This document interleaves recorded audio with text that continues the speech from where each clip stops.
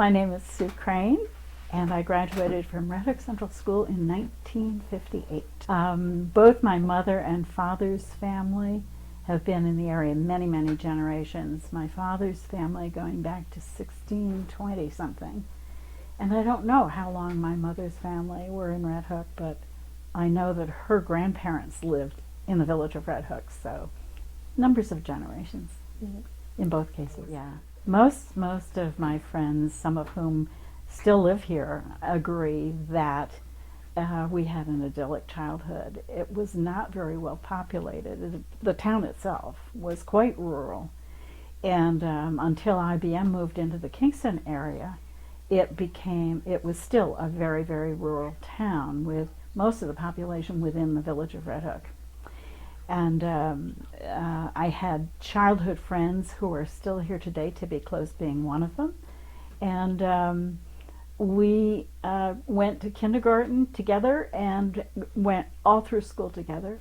I found in Red Hook opportunities to work when I was young, and I worked at a very young age. At that point in my life, about 14 or 15, it became important to start spending money.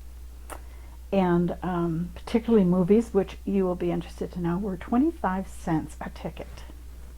And so I got a job. My first job was with the Grand Union grocery store in Red Hook.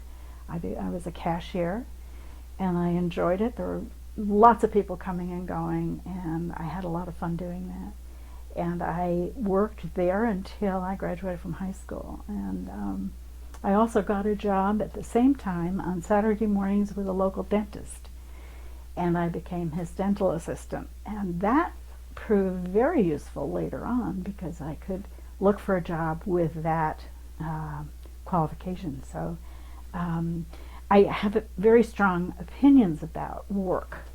I think that work is essential for happiness. My parents, as I said, were very hardworking people. My father was a carpenter, and a very good one, who apprenticed with his brother-in-law and learned carpentry with him as a very young man before my parents were married. And he and my uncle worked together and built many of the homes in the Rhinebeck area and some in Red Hook. And when World War II broke out, people just weren't building. There weren't materials, and people didn't have the money.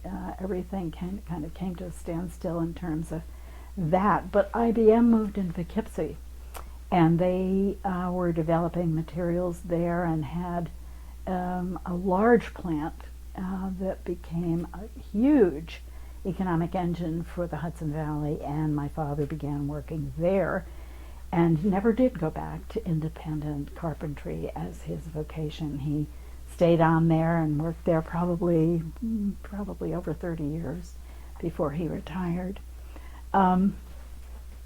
Thinking of my father, my mother at the same time stayed at home. She was a stay-at-home mom, and when I talk about all the things that she did in terms of preserving food and taking care of the home and watching out for the kids and so on, she was a typical mom at the time. My father loved his garden. It was an immense garden for the village of Red Hook. He had, I think, probably the best part of a half an acre planted in vegetables, row after row after row, and kept them not only for us but shared the wealth of that garden with the neighbors. We had enough strawberries one year that we shipped them to New York City with a local farmer who went into New York with his produce every week. And that meant if there were that many strawberries that we kids got involved in working, and often we would go down the streets with a little wagon carrying the vegetables that my father grew and selling them to neighbors and around the bend to people that we didn't know very well. So they always looked for our strawberries. My father,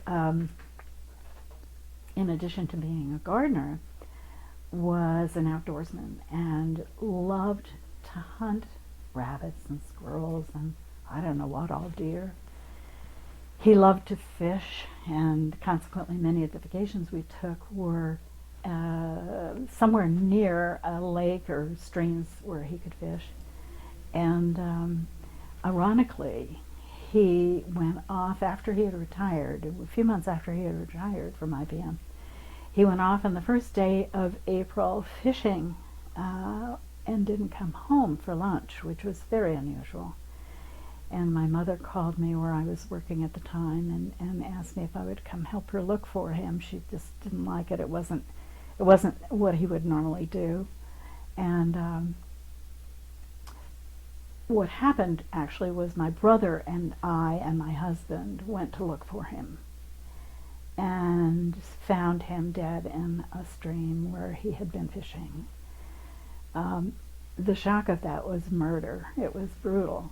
But, you know, in later years I realized how blessed he was to have died doing something that he loved doing and not to have suffered through a long recovery or maybe not a recovery. So, you know, there are ways of looking at things differently after shock wears off.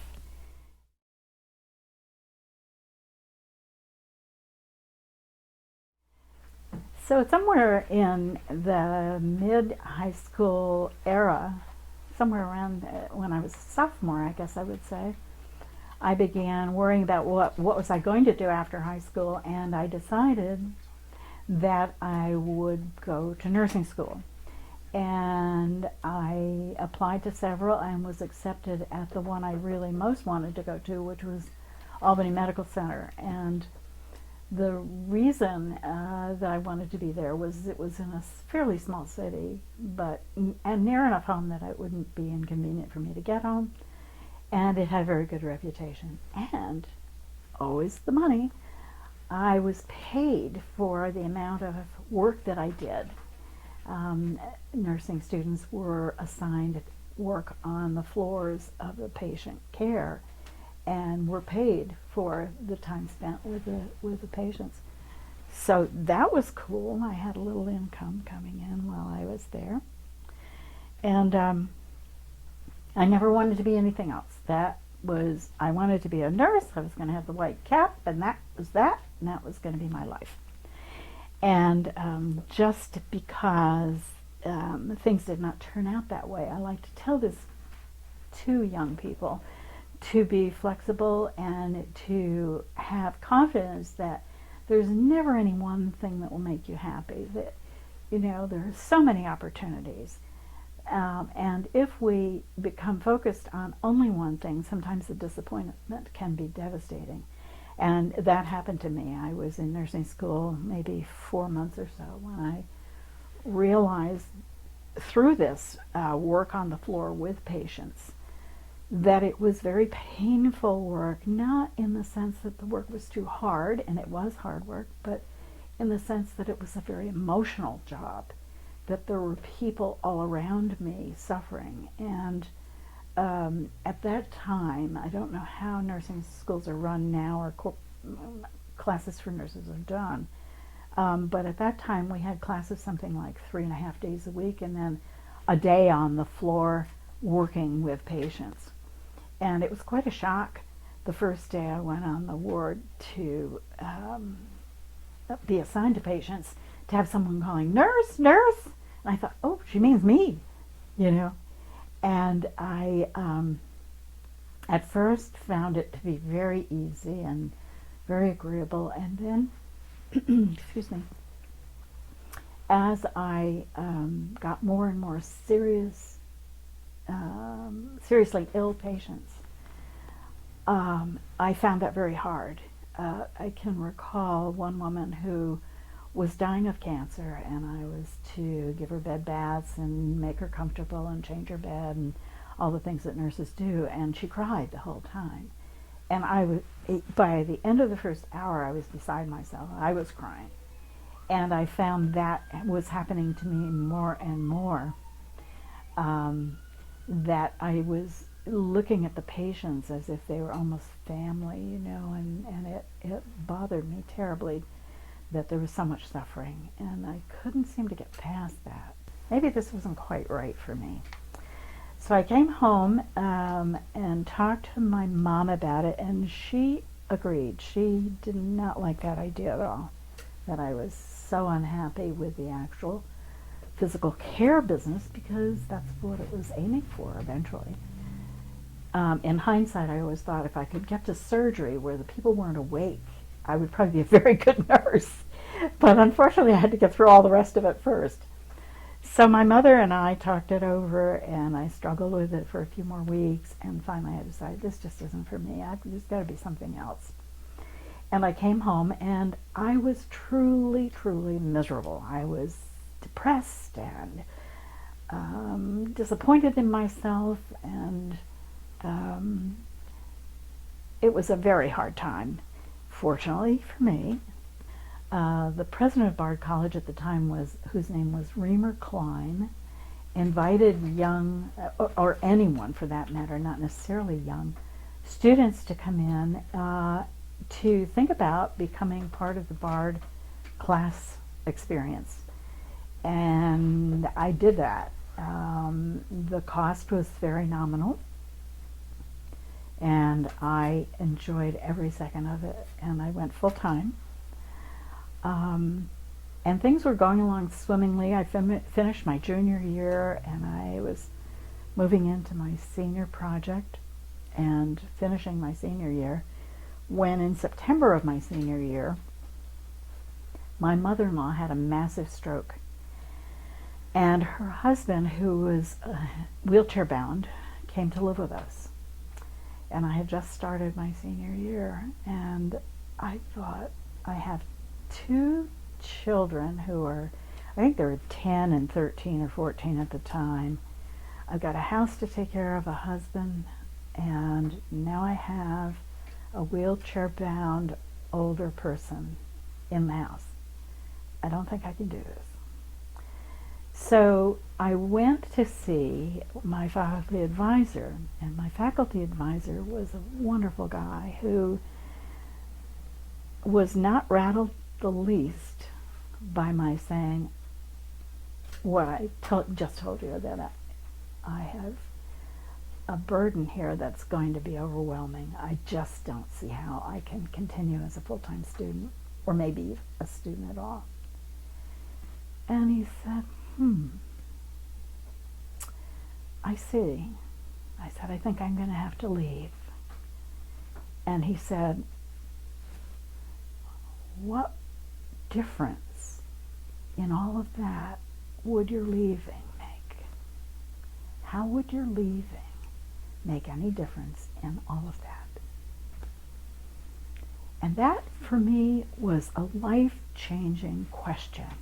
How would my leaving change any of that, was the question.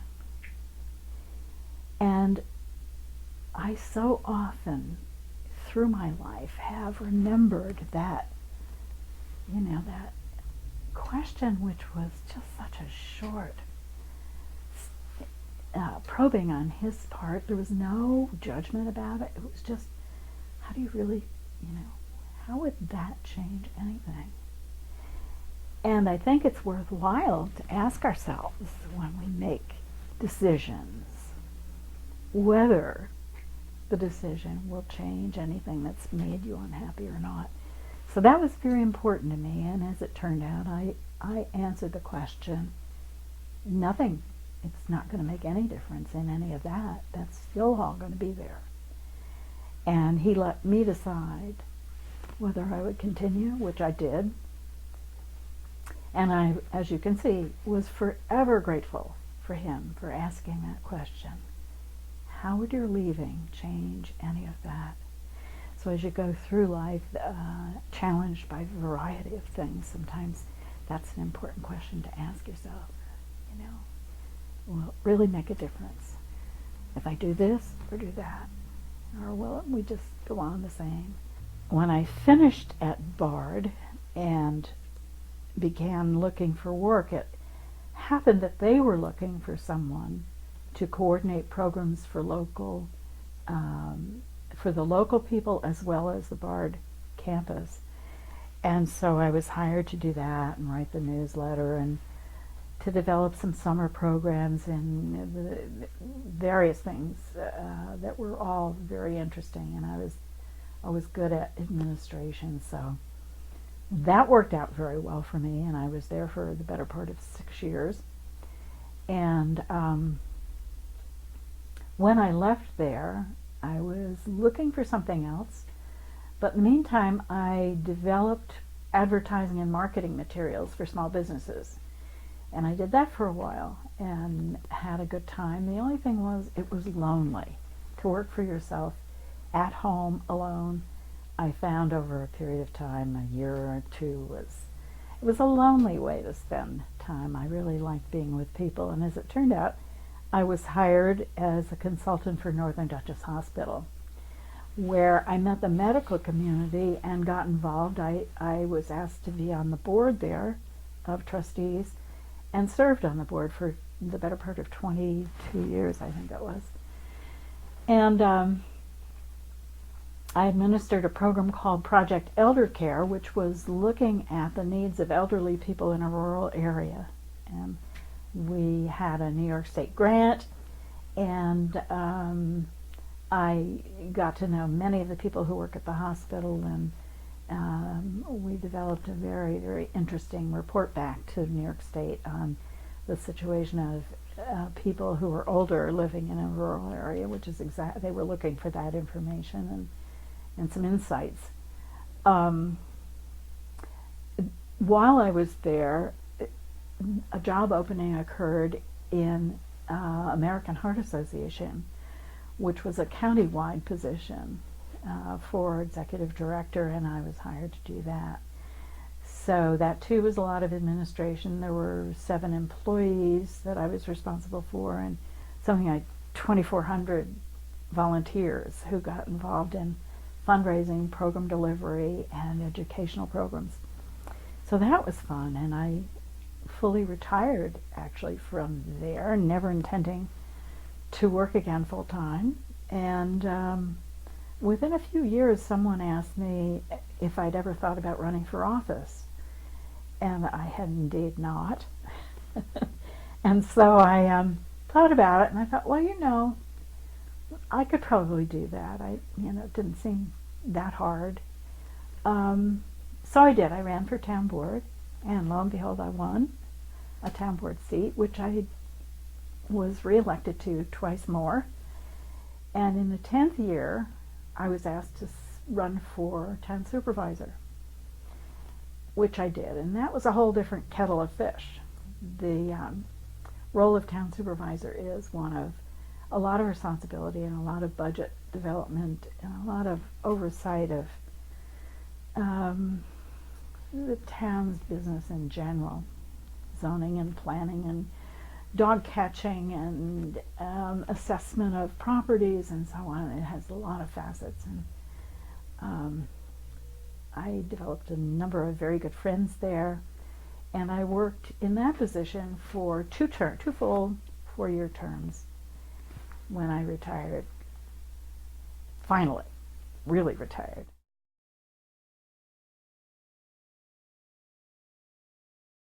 I wanted to tell you something about a job that is really my favorite job that we haven't touched on.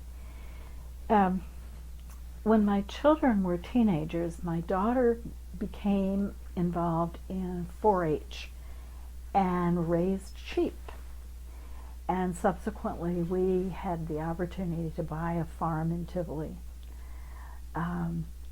which we did as an investment, a family investment. And she raised her sheep there and went off to college and left me with them. So I became a shepherd. And truthfully, of all the work I've done, I have loved being a shepherd. It was just the most satisfying thing in the world to raise sheep and get them through, the delivery. And I can remember sitting in the barn at sub-zero weather with ewes all around me, some of them in labor, at 2 in the morning and thinking, I must be out of my mind. But it was wonderful. The smell of the hay and the animals was great. When that was between my job at Bard and my job at the hospital, I think.